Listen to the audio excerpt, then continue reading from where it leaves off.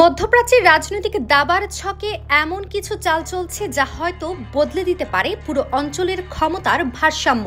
যারা একসময় মুখোমুখি ছিল আজ তারা হাত মেলাচ্ছে। ইরান ও সৌদি আরব দুটি প্রভাবশালী মুসলিম রাষ্ট্র, যাদের সম্পর্কের উষ্ণতা কেবল কূটনৈতিক সৌজন্য নয়, বরং এটি হতে পারে নতুন এক শান্তির যুগের সূচনা। প্রশ্ন হচ্ছে, এই ঘনিষ্ঠতা কি কেবল আঞ্চলিক শান্তির স্বপ্ন, নাকি আরো বড় ভূরাজনৈতিক সমীকরণের অংশ?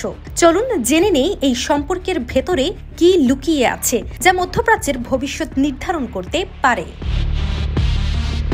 তেহরানে ৯ আগস্ট অনুষ্ঠিত এক গুরুত্বপূর্ণ বৈঠকে ইরানের পররাষ্ট্রমন্ত্রী আব্বাস আরাকচি সাক্ষাৎ করেন রিয়াদে নিযুক্ত ইরানি রাষ্ট্রদূত আলী রেজা এনায়েতির সাথে। এই বৈঠকে রাষ্ট্রদূত তুলে ধরেন তেহরান রিয়াদের দ্বিপাক্ষিক সম্পর্কের সর্বশেষ অগ্রগতি।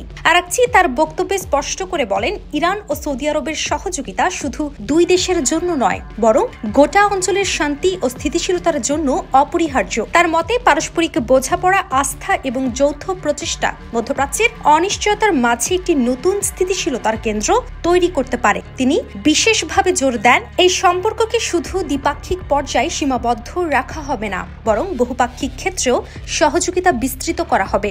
অর্থাৎ অর্থনীতি, নিরাপত্তা, জ্বালানি, এমনকি সাংস্কৃতিক বিনিময়, সব ক্ষেত্রে ইরান ও সৌদি হাত ধরে এগোতে চায়। আন্তর্জাতিক বিশ্লেষকদের মতে, ইরান ও সৌদি এই ঘনিষ্ঠতা কেবল কূটনৈতিক সৌজন্য বিনিময় নয়, বরং এটি মধ্যপ্রাচ্যের দীর্ঘদিনের অস্থিরতার মাঝে একটি সম্ভাব্য গেম চেঞ্জার। ইয়েমেন সংকট, জ্বালানি বাজারের অনিশ্চয়তা এবং আন্তর্জাতিক শক্তিগুলোর প্রভাব, সব মিলিয়ে এই সম্পর্ক আঞ্চলিক রাজনীতির কেন্দ্রবিন্দুতে উঠে আসছে। ইরানের জন্য এটি একটি ইতিবাচক সুযোগ নিজেদের কূটনৈতিক ইমেজকে সংঘর্ষমুখী রাষ্ট্র থেকে সমাধানদাতা শক্তিতে রূপান্তর করার, আর সৌদি আরবের জন্য এটি একটি কৌশলগত নিরাপত্তা বলয় তৈরি করার পথ। আন্তর্জাতিক পর্যবেক্ষকদের মতে, যদি তেহরান ও রিয়াদ এই নতুন সহযোগিতার ধারা ধরে রাখতে পারে, তাহলে শুধু মধ্যপ্রাচ্য নয়, বরং পুরো মুসলিম বিশ্বে স্থিতিশীলতার একটি নতুন অধ্যায় শুরু হতে পারে।